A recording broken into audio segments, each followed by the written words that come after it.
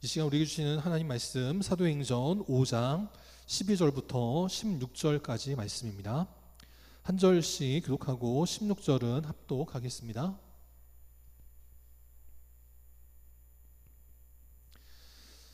교독합니다. 사도들의 손을 통하여 민간의 표적과 기사가 많이 일어나매 믿는 사람이 다 마음을 같이하여 솔로몬 행각에 모이고 그 나머지는 감히 그들과 상종하는 사람이 없으나 백성이 칭송하더라. 믿고 주께로 나오는 자가 더 많으니 남녀의 큰 무리더라. 심지어 병든 사람을 메고 거리에 나가 침대와 요 위에 누이고 베드로가 지날 때에 혹 그의 그림자라도 누구에게 덮일까 바라고 다 같이 예루살렘 부근에 수많은 사람들도 모여 병든 사람과 더러운 귀신에게 괴로움 받는 사람을 데리고 와서 다 나음을 얻으니라. 아멘. 옆 사람과 인사합니다. 사랑합니다. 축복합니다.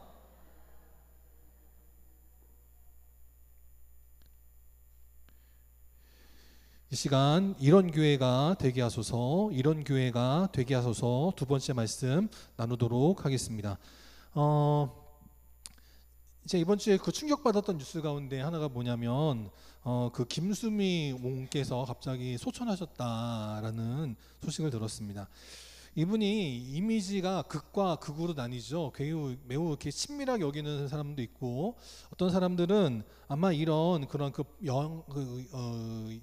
연애 활동으로 인한 어떤 그 이미지 때문에 좀 별로 안 좋아하는 분들도 있을지 모르겠습니다.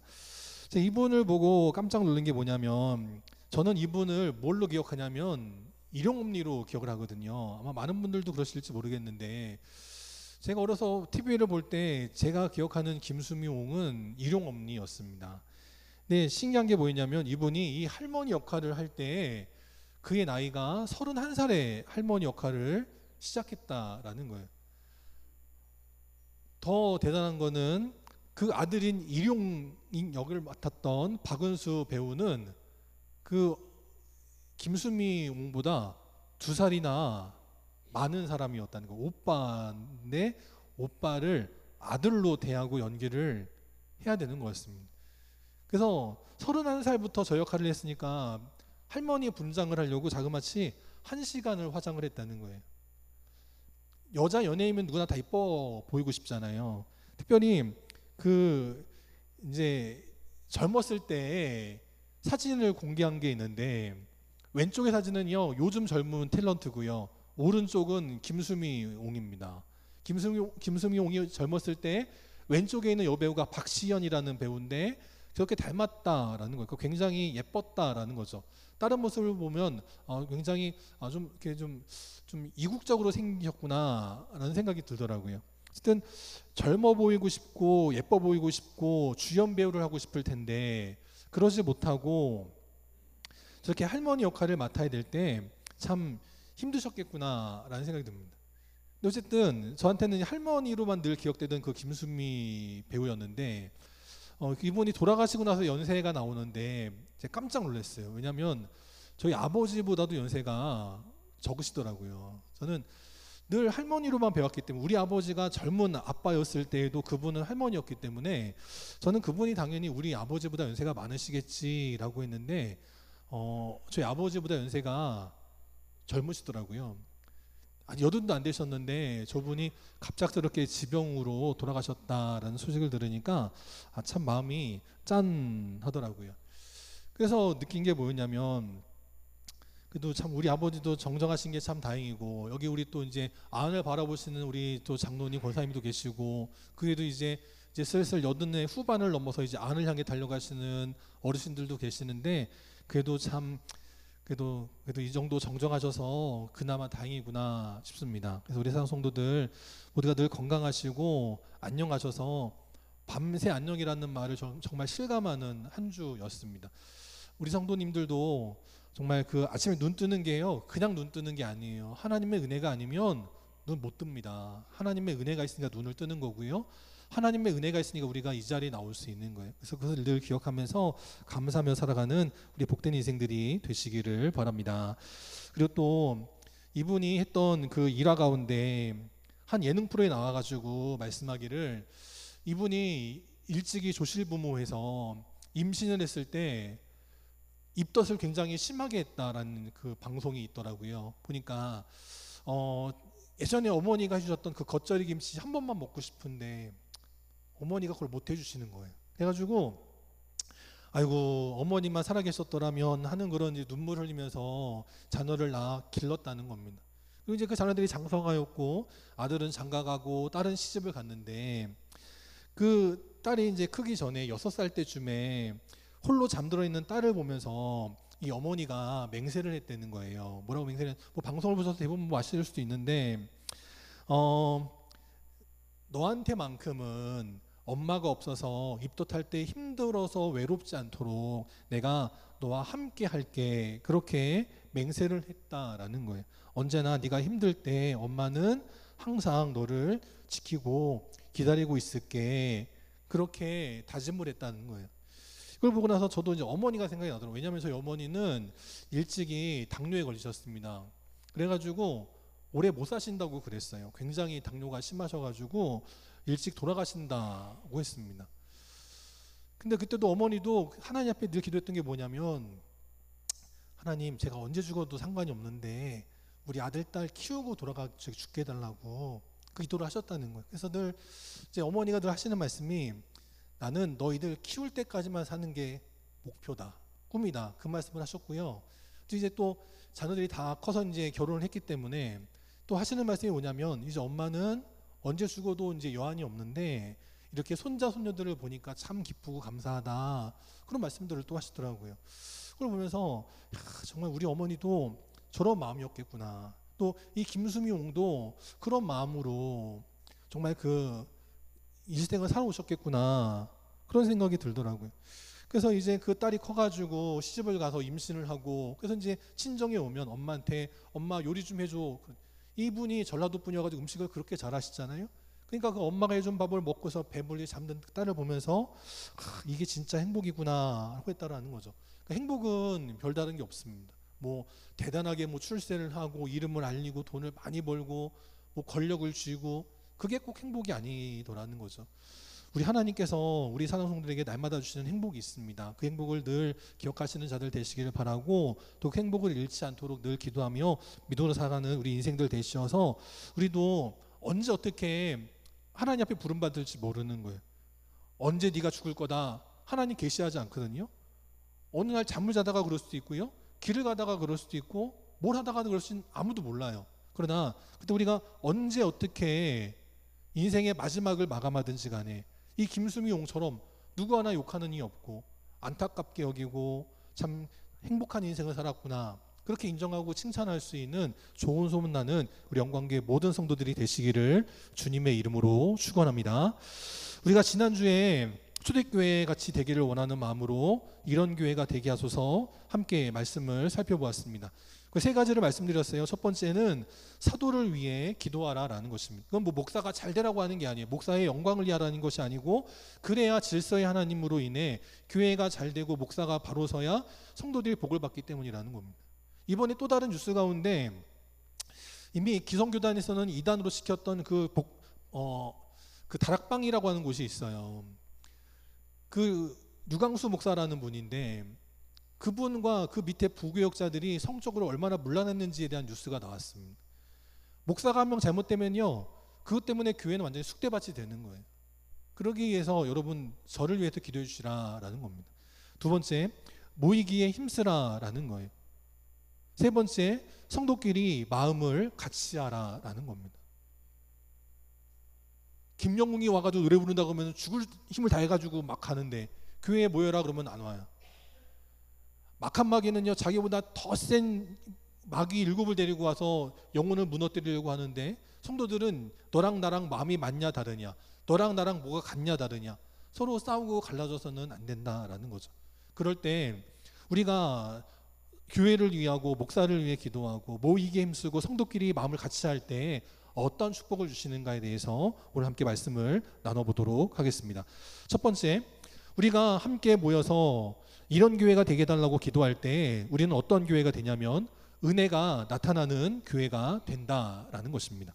12절에 보니까 교회 안에 표적과 기사가 많이 일어났다라는 거예요. 초대교회에 정말 그런 일이 벌어졌고 우리 한국교회도 그런 일이 벌어졌습니다. 지금도 아프리카, 남미에 오지에 가서 복음을 전할 때 그런 일들이 많이 벌어져요. 하나님께서 정말 믿음이 없는 자들을 깨우치시기 위해서 많은 이적들을 보여주신다라는 겁니다. 그 초대교회는 그러했습니다. 이 시대에 또 말세를 향해 가는 이 시대에도 우리 사랑하는 성도들이 함께 기도할 때 하나님의 은혜가 반드시 여러분의 기도를 통해 나타나게 될 줄 믿습니다.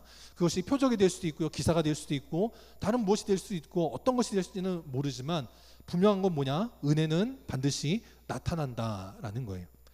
15절에 보니까 그래서 결국은 많은 사람들이 교회에 다니지 않더라도 병든 사람을 메고 교회로 나왔습니다. 그래서 베드로가 혹시 지나갈 때 그 그림자가 우리 아픈 우리 남편, 우리 아내, 우리 자식, 내 친구 누구한테 그 그림자가 덮이기라도 하면 나을까 바라는 마음으로 데리고 왔다라는 거예요.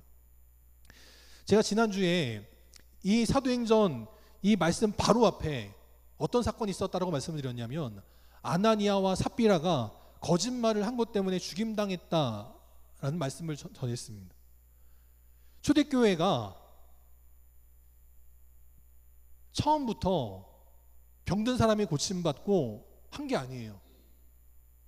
지금 이 교회는, 지금 이 모임은 거짓말한 것 때문에 누가 죽어나간 겁니다. 생명의 역사가 일어난 게 아니고요, 죽음의 역사가 나타났어요. 그러면 죽음의 역사가 벌어진 곳에 병든 사람 데리고 가서 이 사람 낫게 해주세요 기도하는 게 맞는 건가요? 틀린 건가요? 좀 안 맞죠. 병든 사람이 살아난 곳에 가가지고 좀 우리 애 좀 낫게 해달라고 기도하는 건 맞는데 거짓말해가지고 죽었거든요. 근데 거기 가가지고 병든 사람 낫게 해달라고 하는 건 뭔가 앞뒤가 안 맞는 거예요. 무당도요, 자기 전문 분야가 있다고 해요. 자녀의 학업을 잘 맞추는 무당이 있다고 하고요, 부부간의 금술 문제를 잘 맞추는 무당이 있다고 하고요, 또 사업의 문제, 경제적인 문제를 잘 맞추는 무당이 있다고 그래요. 무당도 자기 전문 분야가 있어요. 또 오늘 이 병든 사람들은 저 암흑의 아나니아와 삽비라가 거짓말했다가 죽었대 하는 그 모임에 병든 사람을 데리고 갔다라는 거예요. 이게 인간적으로는 말이 안 되는 일인데 은혜가 있는 곳이니 여기 가면 잘못하면 죽을지도 몰라 하는 두려움보다 이러한 성령의 역사가 나타나는 곳에 내 자녀가, 내 남편이, 내 아내가, 내 부모님이 병고침 받기를 원하는 마음으로 나오더라라는 것입니다. 16절에도 보니까 어떻게 되냐면 예루살렘 부근에, 지금 그 동네가 아니고요, 예루살렘 부근 전체에, 우리로 말하면 이 철원 땅 전체에 수많은 사람들이 모여들어서 병든 사람은 고침받고 더러운 귀신에게 괴로움 당하던 사람은 귀신이 떠나가 자유함을 얻는 그런 역사가 나타나게 되더라라는 거예요. 이것이 누군가가 그냥 100일 기도를 하고 막 통성 기도를 하고 해서 억지로 벌어지는 일이 아니고요, 자연스럽게 벌어지는 일들이었더라라는 겁니다. 이게 하나님의 은혜라는 거예요. 그러면 이 일이 이 베드로에게만 일어나는 일이냐? 그렇지 않았습니다. 마태복음 10장에 보면 이미 예수님께서 계실 때 12제자들을 부르시면서 그들에게 더러운 귀신을 쫓아내는 능력도 주셨고 병든 것도 낫게 하시고 약한 것은 강건하게 하시는 치유의 권능을 주셨다라는 거예요. 베드로만 잘나서 이런 일이 벌어진 것이 아니라 12제자에게도 이런 일이 벌어졌고, 그 다음 그 제자들이 오직 기도와 말씀에만 전무할 수 있도록 교회 일을 감당하는 7명의 집사를 세웠는데 그 중에 하나였던 빌립은 어떠했냐? 예루살렘 교회를 떠나서 사마리아 땅으로 내려갔다라고 말합니다. 이 사마리아 땅은요, 이스라엘 백성들이 너무너무 싫어하는 동네예요. 내가 정말 천천지워수같이 대하면서 저쪽으로는 오줌도 싸기 싫다는 그런 동네라는 겁니다. 우리 남자분들이 군대 전역하면 그러잖아요. 야, 내가 저 철원 땅으로는 내가 오줌도 안 싼다, 그렇게 말들을 많이 하거든요.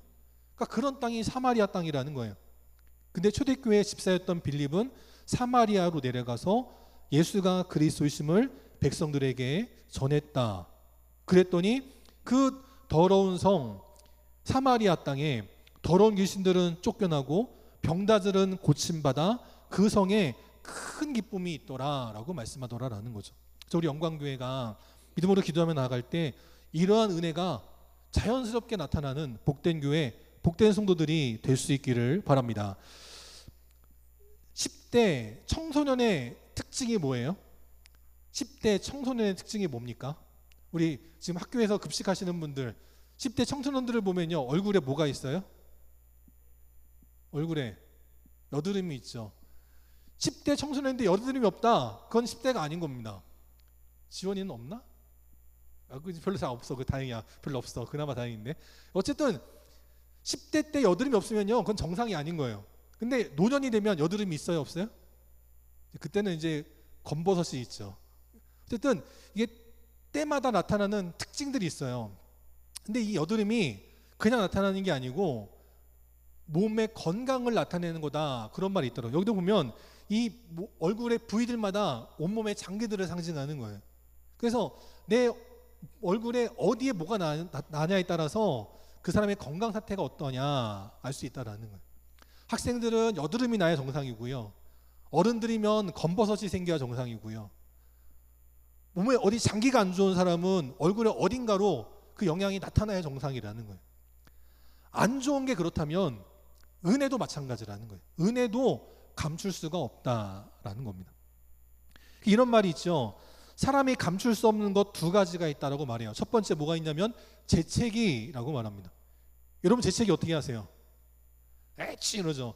제가 초등학교 6학년 때 감기를 너무 심하게 하다가지고 한 2달 넘게를 감기를 앓았습니다.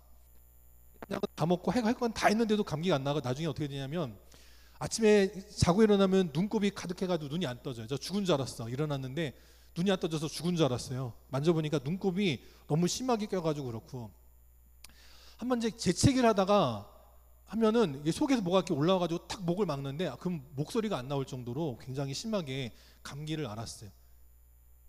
그래가지고 그때 재채기 한번 잘못하면 목이 심하게 이렇게 막히니까 재채기를 크게 못하고 이렇게 했거든요. 그래서 그때 어쩔 수 없이 그렇게 한 40 넘어서까지 그렇게 재채기를 했어요. 근데 요즘은 이제 시원하게 재채기를 하지만 그랬어요. 재채기가 너무 무서워가지고 재채기를 안 하려고 아무리 참아도요, 참을 수가 없더라고요. 이렇게 나더라도 어쨌든 꼭 재채기는 하게 돼 있어요. 아무리 대단한 사람도 재채기는 감출 수 없다라는 겁니다. 두 번째, 뭘 감출 수 없느냐? 사랑을 감출 수 없다라는 거예요. 여러분들은 이미 다 잊혀진 존재, 무언지도 깨닫지 못할 존재가 사랑이시겠지만 자녀, 손자, 손녀들에 대한 사랑이라고 생각하시면 될 것 같아요. 여기 어떤 애가요, 돌아다니면서 막 떠들어요. 그러면 미워요, 안 미워요? 남의 아이는 쟤 왜 저래 그러겠지만 내 손자, 손녀가 서 왔다 갔다 그러고 있으면요, 이뻐요, 안 이뻐요? 아유, 제가 얼마나 믿음이 좋게 강단으로 올라가려고 그러냐, 제가 얼마나 믿음이 좋으면 목사님 곁으로 가려고 그러냐, 이쁘잖아요. 남의 자식이면은 쟤 왜 저러는 거야 그러지만 내 자식이면요, 너무 이쁜 거예요. 사랑은 감출 수가 없다라는 겁니다. 그러면요, 성도도 마찬가지예요. 성도가 감출 수 없는 것 두 번째가 사랑이고요, 첫 번째는 은혜입니다. 제가 수요일에 말씀드렸지만 지난주에 어떤 분이 그 중등부 모임의 문을 똑똑 두들기고 노크를 하셨어요. 들어오세요 했더니 못 들어오셔. 그래서 불이 켜져 있기 때문에 불 켜진 거를 이제 끌려고 오신 건가 했는데 그게 아니고 안종기 집사님한테 뭘 드리려고 오신 거였어요. 근데 거기에 누가 있어요? 제가 있거든요. 그러니까 못 들어오시는 거예요. 죄송하다고. 아, 괜찮아요, 괜찮아요. 저 안 챙기셔도 괜찮아요. 마음껏 챙기시라고. 그게 사랑이에요. 혼자 계시는 분 식사 잘 하시라고 챙겨드리는 것도 사랑이고요. 그럴 때 목사는 안 챙기고 그러지 않고요, 아유, 집사님 챙기시니까 다행이에요, 감사해요. 그것도 사랑이에요. 사랑입니다. 그리고 더 중요한 건 뭐냐? 은혜라는 거예요. 정말 성도라면요, 은혜를 감출 수가 없는 거예요. 내가 아무리 감추고 싶어도 감춰지지 않는 게 은혜라는 겁니다. 우리 영광교회 성도들이 이 은혜가 아무리 누르려고 해도 누를 수가 없고 아무리 감추려도 감출 수가 없어서 흘러나오고 얼굴로 터져나오고 삶으로 터져나오고 우리 행동으로 터져나와 세상에 문제가 있고 아픔이 있는 자 누구라도 기꺼이 찾아나와 우리의 그림자가 덮이기를 바라는 마음으로 우리와 함께하기를 원하고 주의 교회에 나오기를 원하는 겨우도 복된 역사가 날마다 넘쳐나는 은혜의 교회와 성도들이 될 수 있기를 바랍니다. 두 번째, 또 우리가 기도할 때 어떠한 교회가 되느냐? 칭찬받는 교회가 된다라는 겁니다. 13절에 보니까 백성이 칭송하더라는 거예요. 지금 그 앞에 어떤 일이 벌어졌다고요? 아나니아와 삽비라가 죽었습니다. 죽은 것도 그냥 죽은 게 아니고요, 자기 재산을 팔아가지고 헌금을 했다가 죽었어요. 거짓말 하긴 했죠. 조금 숨긴 거 안 숨겼다고 거짓말 했지만 재산을 팔아가지고 헌금한 거 얼마나 대단해요. 그랬는데 죽었어요. 야, 저 교회 가면 안 되겠구나, 저 교회 가면 큰일 나겠구나, 그래야 마땅한데 오히려 백성들이 칭송하더라 라는 거죠. 이런 일이 여기만 있었냐? 이미 그 앞에도 있었습니다. 사도행전 2장 47절에 보니까 성령의 충만함을 경험한 다음 온 성도들이 하나의 역사를 이뤄나가니까 온 백성에게 칭송을 받더라. 그리고 주님께서 그 교회에 구원받는 사람을 날마다 더하게 하시더라 라고 말씀하더라 라는 거예요. 우리 영광교회가 이러한 교회가 될 수 있기를 바랍니다. 하나님께서 이 세 가족을 어느 교회에 보낼까 할 때 저 제일교회로 보내자, 저기 안무개 교회로 보내자가 아니라 우리 영광교회로 보내자라고 하나님 말씀하실 수 있는, 하나님께서 구원받는 사람을 날마다 더하게 하시는 그런 귀한 믿음의 교회가 될 수 있기를 바랍니다. 항상 매년 인구 조사를 할 때 종교도 조사를 하죠. 그래가지고 종교 신자들에 대한 호감도, 성직자에 대한 호감도를 조사를 했습니다. 1등이 어디냐? 어느 종교에 가장 호감을 느끼냐 조사를 했더니 1등이 불교, 2등이 천주교, 3등이 개신교였습니다. 이걸 다행이라고 여겨야 되는지 불행이라고 여겨야 되는지, 교회는 그렇고요, 성직자에 대해서 호감도를 물었더니 신부의 성직자 호감도가 1등이고요, 그 다음에 승리에 대한 호감도가 2등이고 3등이 목사라는 겁니다. 근데 교회는 32%고요 목사는 33%예요. 제가 그게 그나마 다행인지 아닌지 모르겠다는 게 그거예요. 그래도 그나마 목사는 조금 더 높아. 이거 좋은 일인지 안 좋은 일인지 모르겠어. 어쨌든 그래. 그냥 어쨌든 그렇다는 겁니다. 요즘 우리 한국 교회가 이런 상황이 있다라는 거예요. 그러면 또 국민들한테 물어봤습니다. 신뢰하는 종교기관이 어디냐 물었더니 가톨릭 성당이 1등이고요, 절이 2등이고요, 3등이 교회입니다. 호감 가는 종교, 이게 더 중요해요. 그래도 호감이 가면 그래도 나올 수 있는 그런 가능성이 있는 거니까. 호감 가는 종교를 물었더니 또 1등은 불교, 2등은 천주교, 3등이 기독교입니다. 이게 현실이라는 거예요. 창세기 39장에 보면 늘 하나님과 동행했던 믿음의 사람 요셉이 있습니다. 이 요셉이 형들에게 미움을 사가지고 죽을 뻔한 위기를 넘기고 포로로 끌려갔습니다. 그럼 얼굴에 도끼가 가득해야 되죠. 내가 반드시 살아 돌아가서 우리 형들을 내가 반드시 그냥 복수하리라. 그래야 되는데 요셉은 항상 어디를 가든지 그 마음에 은혜가 흘러넘치는 사람이었습니다. 그래서 보디발 장군도 그를 인정하고요, 그 집에 있는 모든 종들도 이제 막 들어온 신입이지만 그 요셉을 인정하였습니다. 왜냐? 여호와께서 요셉을 위하여 그 애굽 사람 보디발 장군의 집에 복을 내리셨기 때문이라는 거예요. 그래서 요셉의 집과 밭이 아닙니다. 보디발 장군 이방 사람, 애굽 사람 보디발 장군의 집과 밭과 모든 소유에 하나님의 복이 임하였더라라는 거죠. 그러면 그 집 사람들이 요셉을 좋아할까요? 안 좋아할까요? 좋아할 수밖에 없습니다.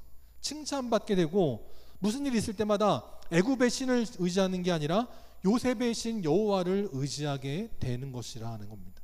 영광교회 성도들도 주변에 칭찬받는 성도, 그래서 무언가 찾을 때 저 안무개 장로님이면 되지, 안무개 집사님이면 되지, 안무개 성도면 되지 라고 말할 수 있는 성도들이 되시기를 바랍니다. 또 제 친구 얘기 한번 예전에 드린 적이 있는데, 제 친구가 40살 초반에 시골로 목회를 나갔습니다. 근데 가가지고 얼마 안 있다 저한테 연락을 했어요. 야, 나 이장 됐다 그러는 거예요. 근데 저는 그 당시에 도시에 살았기 때문에 이장이 뭐 그렇게 대단한 줄을 몰랐습니다. 이장 됐냐? 잘했다, 축하한다 그랬거든요. 근데 제가 와보니까 그 이장이 얼마나 대단한지를 알겠더라고요. 근데 그 마흔의 젊은 목사가 이장이 된 건 제가 하겠습니다, 선거에 나가가지고 된 게 아니고요. 마을 사람들이 두 쪽으로 나뉘어가지고 싸울 때 우리가 신뢰할 사람이 누구냐, 우리의 마을을 이 편도 안 들고 저 편도 알고 안 들고 바르게 다스릴, 바르게 이끌 이장이 누구냐 찾다 보니까 그 목사가 생각이 나가지고 그 젊은 목사를 이장으로 추대했다라는 거예요. 저도 언젠가 우리 군탄위에서 이장이 될 날을 꿈꿔보겠습니다. 어쨌든 그런데 칭찬받는 게 그만큼 중요하다는 거예요. 나만 하는, 자기만 하는 저 그냥 욕심쟁이가 아니고요. 정말 저 교회를 통해서 우리가 복받았구나, 그렇게 칭찬받는 교회가 될 때까지 함께 기도해 주시기를 바랍니다. 세 번째, 초대교회는 어떤 교회느냐, 우리가 기도할 때 어떤 교회가 되느냐, 세상 사람들이 두려워하는 교회가 된다라는 겁니다. 13절에 보니까 감히 아무도 그들과 상종하려는 사람들이 없었습니다. 좋다고 다가온 사람도 없고, 야 니네 왜 그러냐 시비 거는 사람도 없고 그랬다는 거예요. 왜 그랬냐, 아나니아 삽비라 때문이라는 거죠. 야 저 교회 가서 함부로 거짓말하면 죽겠구나, 두려웠다는 겁니다. 그래도 불구하고 15절에 보니까 병든 사람을 메고 거리에 있던 사람들이 베드로에게 가가지고 그의 그림자가 좀 덮이면 내가 살아날까 하는 마음이 있었다는 거예요. 누구도 감히 베드로한테 와가지고 야 너 나를 위해서 기도해달라, 우리 자식을 위해 기도해줘, 누구도 함부로 하지 못하고 그림자라도 좀 덮였으면 좋겠다 하고 이렇게 했다는 거죠. 그만큼 교회를 두려워하고 베드로를 두려워했다라는 것입니다. 우리 교회가 이런 교회가 돼야 되는 거예요. 그저 세상에 뭐 먹을 거 나눠주고 뭐 선물 나눠주고, 이번에 저 동성에 있는 어느 교회는 전도대회를 했는데요, 1000명이 모였대요. 별로 안 놀라시는데, 자기 교회도 물론 성도가 많으니까 그런 것도 있지만 세 가족까지 다 해가지고 방문한 사람들 다 해가지고 1000명이 모였대요. 왜냐하면 선물을 줬기 때문인데, 그 선물이 뭐냐면 두유 제조기를 나눠줬다는 겁니다. 오기만 하면 나눠준다는 거예요. 그거 홈쇼핑에서 얼마예요? 그렇죠? 그럼 단체로 한 번에 주문하면 더 싸게 하겠죠. 한 4만 원, 6만 원 그 정도 왔다 갔다 할 텐데, 그래도 곱하기 1000 하면 얼마 나오는지 아시잖아요. 그만큼 돈을 들여서 그걸 했습니다. 그거 좋죠. 우리도 그런 교회가 될 수 있기를 바랍니다. 우리도 언젠가 한번 할 때 여러분들도 다 두유 제조기 하나씩 나눠주고, 우리 교회 방문하는 사람도 두유 제조기를 나눠줄 수 있는 그런 물질의 복이 넘쳐나는 복된 교회가 될 수 있기를 바랍니다. 그런데 거기만 머물면 안 되는 거예요. 그런 금전적인 것에만 머무는 것이 아니고 우리를 통해 살아계신 하나님의 지엄함을 느낄 수 있게 해야 된다라는 것입니다. 하나님의 나라는 어떤 나라냐? 고린도전서 4장 20절에 보니까 말에 있지 않다, 립서비스에 있지 않다, 돈에 있지 않다, 물질에 있지 않다, 바로 무엇이냐? 능력에 있다라고 말씀하는 거예요. 요즘 옛날에는요, 70년대 80년대에는 담배를 피던 사람도 교회를 지나갈 땐 담배 어떻게 하고 지나갔어요? 담배를 뒤로 감추고 지나갔죠. 요즘은 교회 지나갈 때 담배 어떻게 해요? 버리고 갑니다. 제가 예전에 코로나 시대 때였는데, 제가 이제 혼자 있으니까 이제 교회 딱 나갔는데, 어떤 사람이 교회 마당에서 담배를 피다가 저를 딱 만났어요. 제가 목사인 거 아는 사람인데 저를 보자마자 담배를 땅에다 딱 버리고 들어가더라고요. 지금 뭐 하시는 거냐고. 제가 목사인 걸 뻔히 아는데 왜 담배를 여기다 버리고 가시냐고, 갖고 가라고. 제가 우리 철원 땅에서 제가 얼굴 붉히고 싸운 사람은 그 사람이 처음입니다. 처음입니다. 그때 제가 너무 화가 났고요. 아니 뭐 모를 때는 이미 그 전에도 담배꽁초가 수없이 많이 있었기 때문에 뭐 버리고 간다는 건 알고 있었지만, 그래도 아무도 없을 때 버리는 거하고 목사랑 눈이 마주쳤는데 목사를 보자마자 담배를 버리고 가는 거하고는 전혀 다른 문제거든요. 근데 제가 그때 굉장히 화를 냈고 싸웠습니다. 근데 한편으로는 참 부끄럽기도 하고 통탄스러웠던 것이 이게 교회 현실이구나 싶었다는 거예요. 옛날에는 교회 지나갈 때 담배를 감추고 지나가든지 그랬는데, 이제는 담배를 교회에다가 버리고 지나가고 목사 앞에 던지고 지나가고 그런 시대가 왔다. 얼마나 교회가 웃으면 그럴까, 얼마나 목사가 웃으면 그럴까 하는 생각이 들더라는 거예요. 오늘 서울에서 집회가 한 가지 있습니다. 아마 여러분 유튜브 보시는 분들은 많이들 아실 텐데, 그 차별금지 반대법이라고 해가지고요, 동성애자들이 활기치고 다니게 만드는 법을 이제 제정한다고 그래서 오늘 집회를 연다고 합니다. 여기에 많은 그 교회가 저 부산에서부터 올라온다고 해요. 혹시 오늘 여러분들 중에도 혹시 가실 분들이 계실지 모르겠는데, 뭐 그 집회를 지금 준비하는 분은 200만이 모여가지고 우리 기독교에 본때를 보여줘야 된다 그런 말씀을 하시는데, 교회는 그런 걸로 실력을 드러내는 교회가 아닙니다. 여러분 아시잖아요. 정치도 보면요, 촛불 집회가 있으면 뭐가 있어요? 태극기 집회가 있습니다. 모든 일에는요 정반합이라는 게 있어요. 작용이 있으면 반작용이 있습니다. 그런 걸로 만약에 교회가 막 들고 일어나잖아요. 그럼 또 누가 일어나요? 불교도 들고 일어나겠죠. 차별금지법 자체야 불교나 기독교나 같은 뜻이니까 같이 가겠지만, 여기서 조금만 방향이 잘못되면 기독교가 모이는 그 인구 그 이상으로 또 다른 집회가 열려서 갈등과 다툼이 일어날 수밖에 없어요. 교회는 그런 식으로 실력을 과시하는 데가 아닙니다. 우리가 분명히 동성애 안 됩니다. 저도 동성애 반대예요. 그런데 교회 하나님의 말씀을 자세히 보시면 동성애를 하나님이 금지하시는 것보다 돈에 대해서 하나님이 더 엄하게 말씀하셨어요. 근데 우리가 그런 거는 눈 감잖아요. 돈에 대해서는 눈 감고요. 동성애는 나랑 상관이 없으니까 그거는 그냥 막 목소리 높여가자는데, 교회는 그런 거 하는 데가 아니에요. 교회는 기도하는 곳입니다. 제가 아까 그 김수미 옹에 대해서 말씀드렸는데, 이 김수미 옹이 젊었을 때 큰 사건을 하나 겪었습니다. 뭐였냐면 시어머니께서 교통사고로 돌아가시는 사건이었어요. 이 김수미 옹이 결혼을 결심한 이유가 그 시어머니 때문이었다라고 하더라고요. 시어머니가 너무 인품이 좋으셔가지고 그 시어머니 때문에 결혼을 했다라고 합니다. 그리고 또 그 남편이 둘째를 임신할 때였나 바람을 폈다는 거예요. 그래가지고 못 살겠다, 이혼해야겠다고 할 때 그 시어머니가 뭐라고 말씀하시냐면, 그래, 한 살이라도 젊을 때 너 빨리 이혼해서 너의 삶을 살아라, 그렇게 말씀하실 분이었다는 거예요.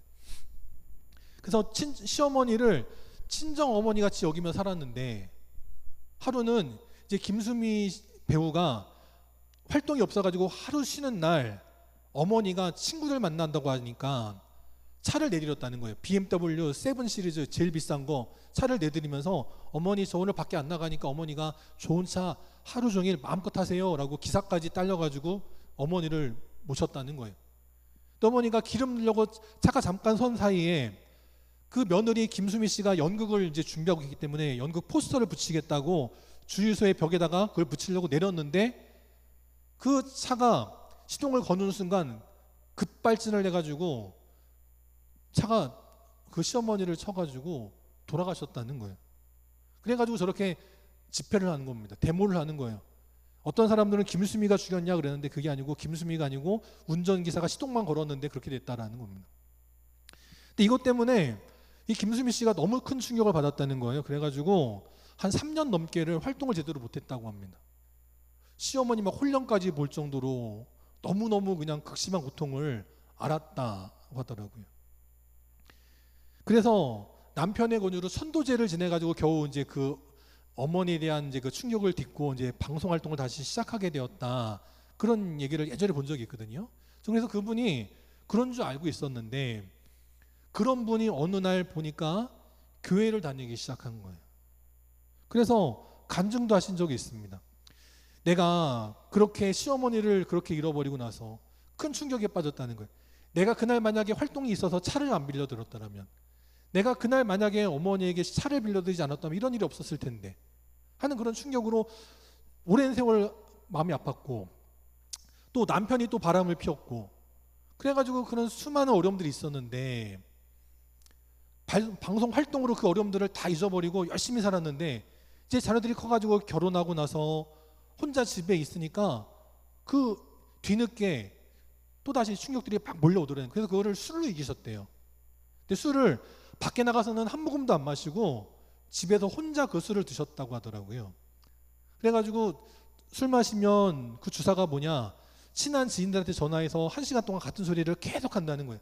저 MC를 보던 신현준 씨도 같이 영화도 찍고 그런 적이 있어서 김수미 배우한테 전화를 많이 받았대요.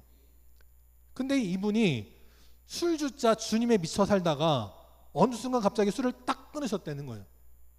왜 그랬냐면 그 김수미 씨를 너무나 사랑하는 어떤 지인이 그분을 위해서 내가 하나님 앞에 100일 기도를 드릴게 라고 했다는 거예요. 그리고 나서 정말 그 100일 기도가 끝나는 날 김수미 씨가 갑자기 술이 먹기가 싫어지더래. 술이 너무너무 보기 싫어지더래. 그 술을 다 버려버렸대요. 그리고 나서 그 다음날 이제 지인한테 연락이 왔는데 너 어떠니? 그랬더니 어머 나 술이 먹기가 싫어졌어 그러는 거예요. 그러니? 내가 어제가 100일 되는 날이었는데 정말 다행이구나 그렇더라는 거예요.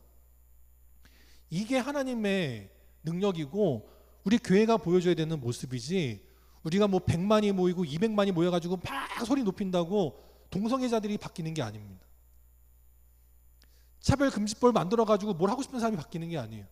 우리 교회가 할 일은 기도하는 것에 있다라는 겁니다.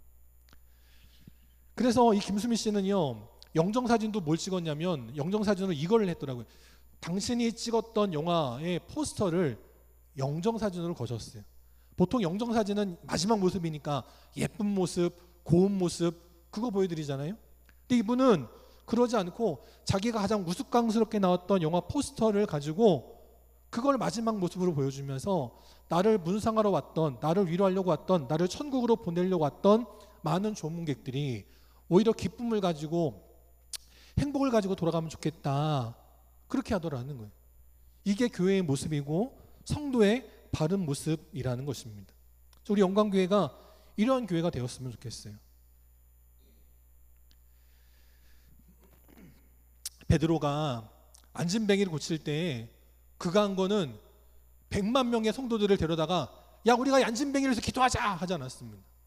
그는 자기와 또 다른 요한 둘밖에 없었지만 그 베드로는 무엇을 믿었냐면 내게 있는 나사렛 예수 그리스도의 이름을 믿었다라는 거예요. 그러니까 내가 은과 금은 없지만 은과 금을 바라는 그 안진뱅이 거지에게 네가 바라는 은과 금이 아닌 내게 있는 나사렛 예수 그리스도의 이름으로 일어나 걸으라 외쳤다라는 겁니다. 저 영광교회 성도들이 이런 성도 되었으면 좋겠어요. 차별금지법이 걱정이 되십니까? 동성애가 판실까 봐 걱정이 되세요? 그럼 기도하세요. 기도해야 되는 겁니다.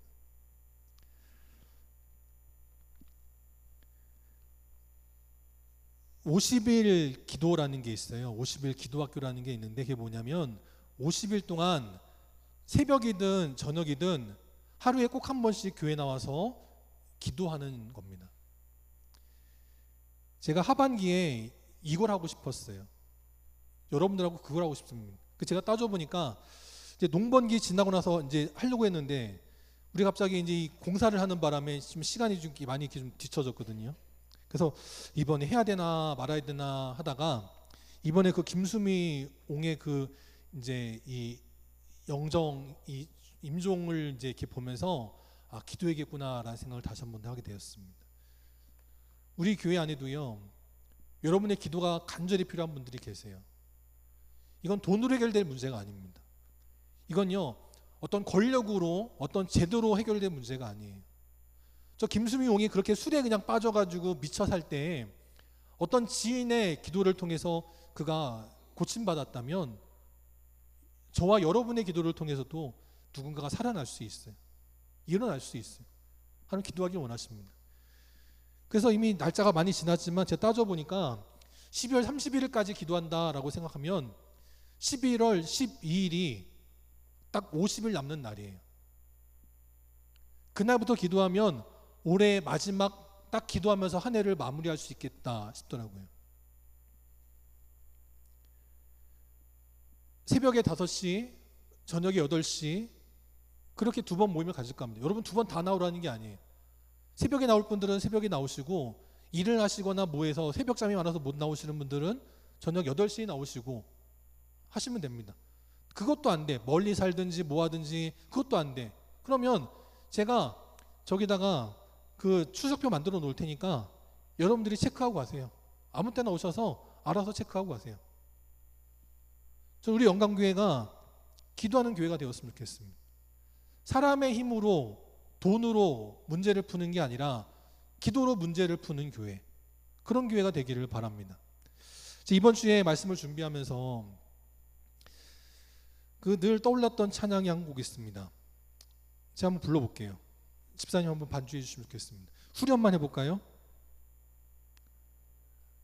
모든 시선을 주님께 드리고, 두 번째 줄의 맨 마지막 단, 시선을 주님께 드리고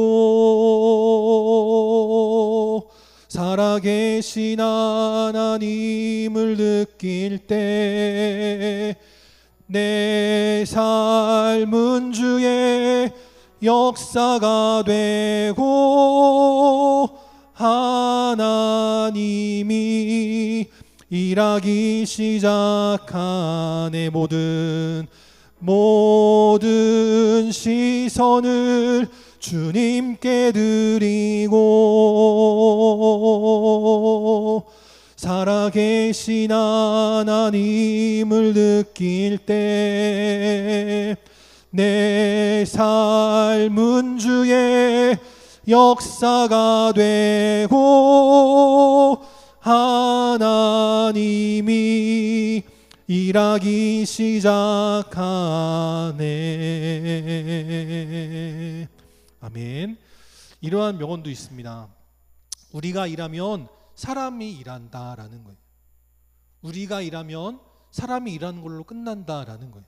그런데 우리가 기도하면 하나님이 일하신다라는 말이 있어요. 우리 영광교회 성도들이 이 말씀 못 들었으면 좋겠습니다. 내 힘으로 풀려고 그러면 안 풀려요. 근데 우리가 기도하면 하나님이 풀어주십니다. 문제보다 크신 하나님, 그런 망나니들을 변하여서 사도가 되게 하시는 하나님, 병자들을 고치셔서 주의 일꾼 삼으시는 하나님, 그 하나님 믿는 우리 성도들 되시어서 함께 기도한 자들 되시기를 바랍니다. 여러분들에게 뭐 1억씩 헌금해라 그런 거 아니잖아요. 여러분들에게 뭐 더 많은 일을 해라 그걸 바라지도 않습니다. 아까 제가 예배 들어올 때 우리 최수명 장로님이 408장을 부르자고 하시더라고요. 그때 제가 참 이렇게 마음이 순간 이게 좀 이렇게 짠했는데, 뭐냐면 제 일부러 찬양 소리를 크게 틀고 갔거든요. 그때는 그 찬양을 들으시면서 예배를 준비하시라는 뜻이에요. 근데 그 찬양 소리가 안 들리시는 건지 찬송을 부르자고 하시더라고요. 우리 최주명 장로님이 제일 좋아하시는 찬송이 그거거든요. 408장. 그래서 제가 제 신방 가면 무슨 찬송 부를까요? 그러면 늘 그 찬송을 부르세요. 저는 그래서 최주명 장로님께 가면 늘 그 찬송 부른다 생각하고 갑니다.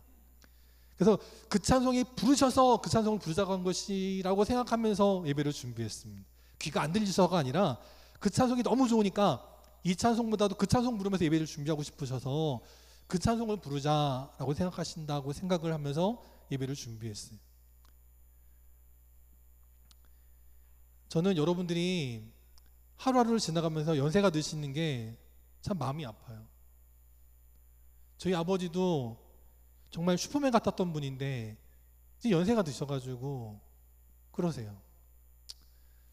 저희 어머니도 그러십니다. 예전에 정말 발이 동동동동 구르시면서 모든 일을 다 하셨던 분인데 이제는 그 저희 어머니도 이제 내가 너희한테 해줄 게 없다 그런 말씀을 하세요. 그럼 여러분들이 늘 생각이 나는 거예요. 여러분도 정말 제가 처음 여러분을 뵐 때나 지금이랑 이렇게 비교해보면 많이 달라지셨거든요. 저도 그만큼 달라졌고 저도 많이 이제 늙어가고 있고, 여러분들한테 많은 거 기대하지 않습니다. 저는 여러분들한테 많은 거 기대하지 않아요. 제가 기대하는 건 딱 하나, 기도하는 겁니다. 기도는 누구나 할 수 있잖아요. 여러분들이 기도하셔서 우리 교회가 이 초대교회와 같이 은혜가 나타나는 교회가 되기를 바라고, 칭찬받는 교회가 되기를 바라고, 정말 세상 사람들이 함부로 하지 못하는, 근데 그게 뭐 무서워서가 아니고요, 저 교회는 정말 하나님이 함께 하시는 교회구나, 그렇게 인정받고 칭찬받는 복된 교회, 복된 성도들이 다 될 수 있기를 주님의 이름으로 축원합니다.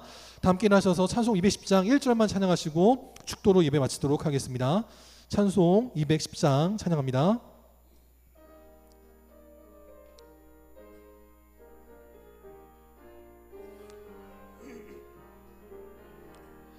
시온 성과 같은 교회 그의 영광 한없다.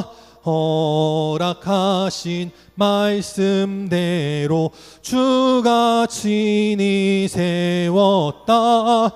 반석 위에 세운 교회 흔들 자가 누구랴. 모든 원수 애워싸도 아무 근심 없도다. 아멘. 함께 시간 기도하겠습니다. 지금은 우리 주 예수 그리스도의 은혜와 하나님 아버지의 무한하신 사랑하심과 성령님의 함께 하시고 교통하시고 위로 인도하심이 오늘도 하나님 바라보고 주님 의지하며 오직 믿음으로 나아가기를 원하는, 그래서 믿음으로 기도하며 나아갈 때 세상에 은혜가 감춰지지 않는, 은혜가 폭발하는 교회, 그 세상 사람들에게 인정받고 칭찬받는 교회, 그러나 세상이 감히 함부로 할 수 없는 하나님의 임재하심이 있는 거룩한 믿음의 교회가 되기를 원하는 우리 모든 믿음의 성도들 머리 위에, 또 그 가정과 직장과 사랑하는 주의 자녀들 머리 위에, 또 주님 앞에 나와 함께 예배드리기를 원하지만 사정이 허락지 않고 여건이 허락지 않아 나오지 못한 모든 안타까운 심령들 머리 위에, 나라를 지키는 국군 장병들 위에, 또 열심히 일하고 있는 우리 모든 공무원들과 의료진들 위에 이제로부터 영원토록 함께 계시기를 간절히 축원하옵나이다. 아멘.